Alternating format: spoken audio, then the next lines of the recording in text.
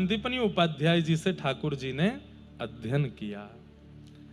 वहीं ठाकुर जी को अपने परम सखा श्री सुदामा जी मिले। अब यहाँ एक बहुत सुंदर कथा है कि सुदामा जी ठाकुर जी के सखा कैसे बने। किसी ने नहीं सुनी होगी, ध्यान से सुनना। सुदामा जी ये तो जानते थे कि ये परमात्मा है, और ये बात लगभग पूरी दुनिया जानती थी उस समय कि ये भगवान है, परंतु सबको संशय रहता था, पता नहीं इसमें कितनी सत्यता है।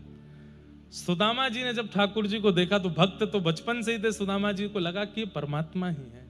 परंतु ठाकुर जी की स्थिति क्या थी, दिन में पढ़ते और रात भर बस बैठे बैठे रोते रहते। यशोदा मैया की याद आ रही है, मधुमंगल श्रीदामा की याद आ रही है, नंद बाबा की याद आ रही है, मुकुट वृंदावन की याद आ रही है, यमुना जी की याद आ रही, गोपियों की श्री किशोरी जी की याद आ रही है ठाकुर जी को।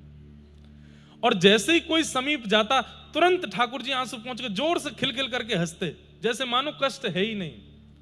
सुदामा जी ने इस भाव को परख लिया। सुदामा जी धीरे धीरे ठाकुर जी को खोल रहे हैं। सुदामा जी बोले, अच्छा लाला, जब वन में जाते हैं दोनों विद्यार्थी पुष्पादि तोड़ने, तो सुदामा जी कहते हैं, लाला मधुमंगल कैसे कपड़ा पहने। मधुमंगल को नाम सुनते ही ठाकुर जी, तू जाने मधुमंगल है? बोले, ना मैं ना जानू, पर मैंने सुनो तेरो सखा मधुमंगल ऐसी ऊंची धोती पहने और ऐसे कपड़ा पहने और ऐसे बुरो सो ढांटो बांध ले सिर पे, बुरो ही है बिल्कुल, और ऐसे बाकी कलम रे, मुंह पे गोबर सो लगो रे, और ऐसे अचक अचक के चले, ऐसो बोले।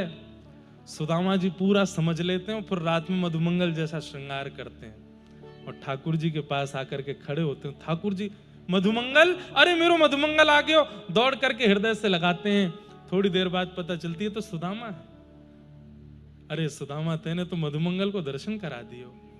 अगले दिन श्रीदामा बन के आ जाते हैं, किसी दिन कोई भिंडला सखी गोपी बन के आ जाते हैं, कभी यशोदा मैया की तरह गोद में ठाकुर जी को लिटा करके यशोदा की तरह जो लोरी यशोदा मैया सुनाती, जैसे हाथ से सहलाती, माखन मिश्री रसोई से चुरा करके लाते यशोदा जी की तरह ठाकुर जी को।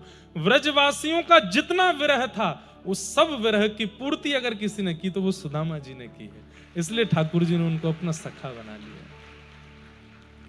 ठाकुर जी बोले, मेरे ऐसे काल में मेरो ध्यान और मोसो प्रेम प्रदान करवे वारो सुदामा, मैं तुझको वचन दूं, कभी हृदय से तेरो त्याग नहीं करूंगा। जितने वर्ष ठाकुर जी सांदीपनी गुरुकुल में रहे, उतने वर्ष ठाकुर जी सुदामा के संग ही रहते।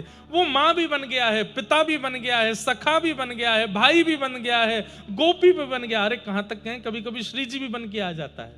ठाकुर जी के संग रास विहार करते हैं सुदामा जी। इसलिए सुदामा जी अति प्रिय हैं ठाकुर जी को।